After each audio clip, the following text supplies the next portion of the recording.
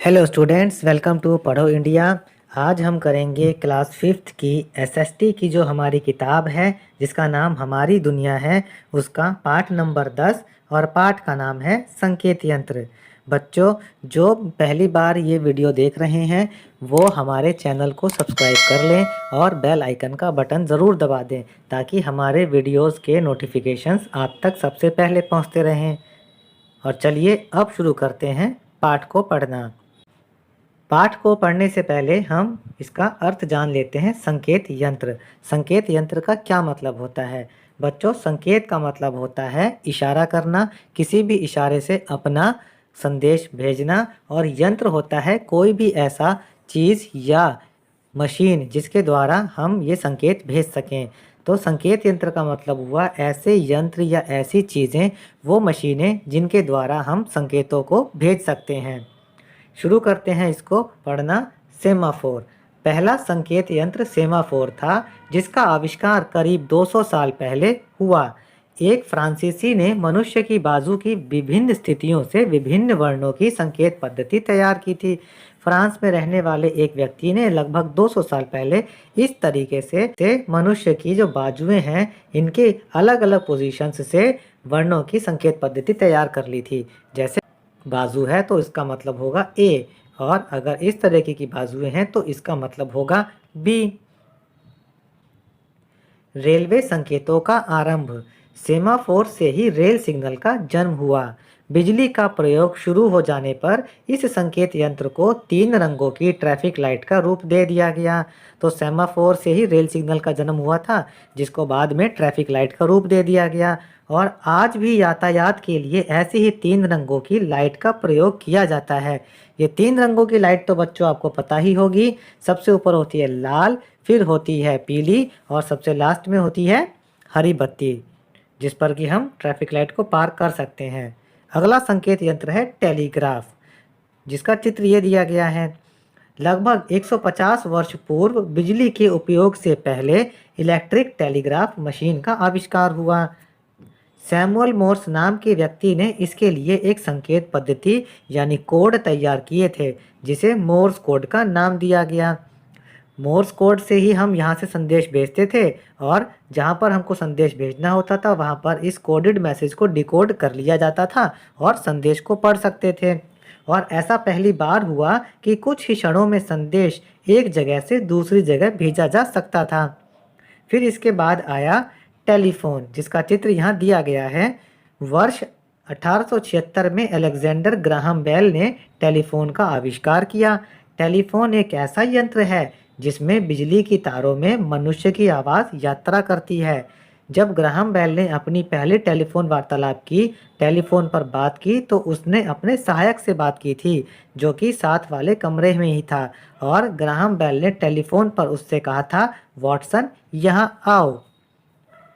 इसके बाद वैज्ञानिक थॉमस अल्वा एडिसन ने इस यंत्र में सुधार किया, तभी टेलीफोन यंत्र प्रसिद्ध हुआ। थॉमस अल्वा एडिसन ने टेलीफोन को मशहूर कर दिया और एडिसन ने ही टेलीफोन पर हेलो कहने की शुरुआत की थी।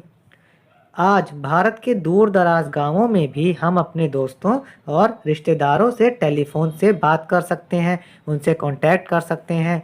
वर्तमान समय में इस क्षेत्र में बहुत प्रगति हुई है और अब शहरों से लेकर गाँवों तक में लोगों के हाथों में मोबाइल आ गए हैं, जिससे लोग आपस में बड़ी आसानी से एक दूसरे को कांटेक्ट कर सकते हैं। फैक्स भी एक संकेत यंत्र की मशीन है। टेलीफोन के विकास से बहुत से अन्य आविष्कार हुए हैं, जैसे फैक्स या प्रतिकृति मशीन। प्रतिकृति का मतलब होता है किसी भी कागज़ की बिल्कुल वैसी ही नकल कर देना। फैक्स भी एक ऐसी ही मशीन है। फैक्स मशीन के द्वारा कागज़ पर लिखित कोई भी संदेश विद्युत संकेतों द्वारा किसी भी दूर की जगह तक भेजा जा सकता है और उस जगह पर लगी फैक्स मशीन इन विद्युत संकेतों को दोबारा उसी संदेश में तैयार कर देती है ना बच्चों, ये एक जादू। अब आता है कैमरा। करीब 160 साल पहले फ्रांसीसी आविष्कारक लुई डागेर ने पहले कैमरे का आविष्कार किया, लेकिन कैमरे का आम इस्तेमाल यानी पब्लिक के लिए इस्तेमाल 50 साल बाद ही शुरू हुआ। तब अमेरिकी आविष्कारक जॉर्ज ईस्टमैन ने एक ऐसे कैमरे का आविष्कार किया जिसमें फिल्म का रोल प्रयोग किया गया। बच्चों, आपको बता दें कि पहले कैमरा ऐसे हुआ करता था जिसमें एक रोल डलता था और जिस पर कि चित्र छप जाया करते थे। फिर उसी रोल से फ़ोटो बनाई जाया करती थी। आज फ़ोटोग्राफ हर जगह इस्तेमाल की जाती हैं, चाहे वो राशन कार्ड हो, पासपोर्ट हो, पहचान पत्र, बस पास, ड्राइविंग लाइसेंस हो, सभी पर फ़ोटो लगती है। आपके स्कूल की डायरी में भी तो आपकी फ़ोटो लगी हुई है। जन्मदिन, शादियों और छुट्टी के दिनों में भी फ़ोटो खींचे जाते हैं। क्या तुम चित्र रहित पाठ्यपुस्तक की कल्पना कर सकते हो? बच्चों, क्या आप सोच सकते हो कि ऐसी किताब जिसमें कोई भी चित्र ना हो? आजकल कैमरे इतने छोटे हैं कि किसी भी क्रिकेट के विकेट पर लग जाते हैं या मोबाइल फ़ोन के अंदर फिट किए जा सकते हैं। आप भी जिस फ़ोन में ये वीडियो देख रहे हैं उसमें भी एक ऐसा ही छोटा सा कैमरा अंदर फिट कर दिया गया है। बच्चों, ऐसे कैमरे भी हैं जिनमें फिल्म रोल की ज़रूरत नहीं होती, क्योंकि उनके अंदर छोटे कंप्यूटर होते हैं जिनमें फ़ोटो सेव हो जाती हैं।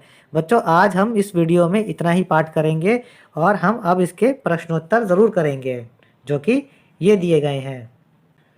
निम्न वाक्यों को पढ़कर सही वाक्य के सामने सही का निशान और गलत वाक्य के सामने गलत का निशान लगाना है।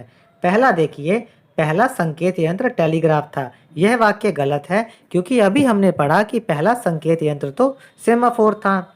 दूसरा देखिए, सेमाफोर से ही रेल सिग्नल का जन्म हुआ। यह वाक्य सही है।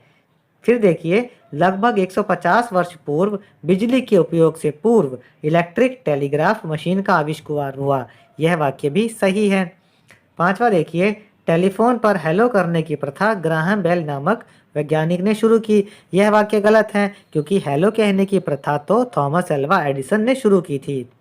आगे देखिए, चित्र बनाओ। टेलीफोन का चित्र बनाना है जो हमने यहाँ बना दिया है, और दूसरे में मोबाइल का चित्र बनाना है। ये रहा मोबाइल का चित्र। निम्न का आविष्कार किसने किया? बच्चों, टेलीफोन का आविष्कार तो अलेक्जेंडर ग्राहम बेल ने किया था और कैमरे का आविष्कार लुई डागर ने किया था। बाकी का पाठ हम अपने अगले वीडियो में करेंगे।